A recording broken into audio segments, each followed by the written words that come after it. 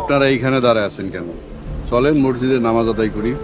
একটা কথা, গ্রামে তো চোর বাইরে গেছে গা, এটা একটা বিহিত করতে হবে। বিহিত যা করার আপনারা করেন, আমারই কেন জিজ্ঞেস করতেছেন? হ্যাঁ ইমাম সাহেব, এটার বিহিতটা আপনি করেন। আপনারা মানবেন আমার কথা, শুনবেন? কেন মানুন না? আপনি তো আমার গ্রামের ইমাম সাহেব, এই গ্রামের সবাই আপনার কথা মানে।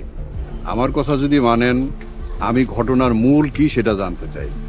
ঘটনার আবার মূল কি? গ্রামে চুরি হইতেছে, চোর ধরিয়া শরীয়ত মাফিক বিচার করতে হইবে। তাহলে করেন আপনারা বিচার, আমার কাছে জিজ্ঞেস করার কি আছে? ইমাম সাহেব আপনি বলেন, আপনার কথা আমরা শুনুন। আপনারা কি আমার কথা মানবেন?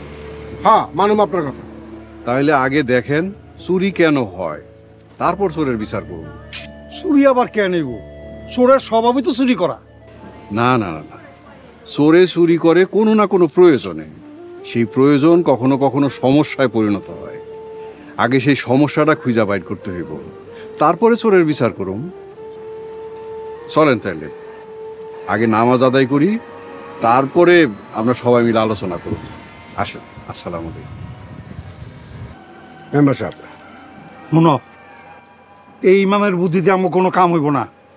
এক কাম করো, কালকে জুমার নামাজের পর গ্রামের লোকজন সব এক জায়গায় করো, তারপর দেখতেছি আমি কি করো।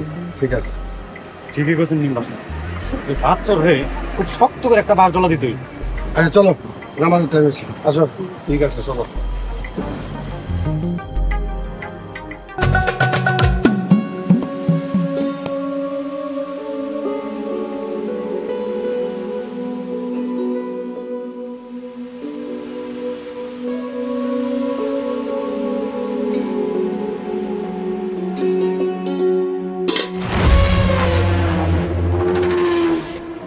ওই কেনা রে জায়গা,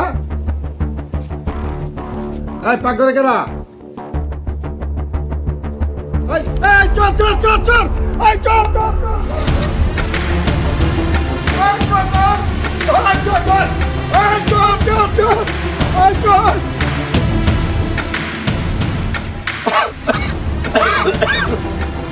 আইনে চলে হচ্ছে তো, আমার ঘর থেকে খিচুড়ি করে নিয়ে গেছে, মনে হয় ভাত চুরি করছে। বাইলে তোরে আজকে ঠেং ভেঙে গেলাম।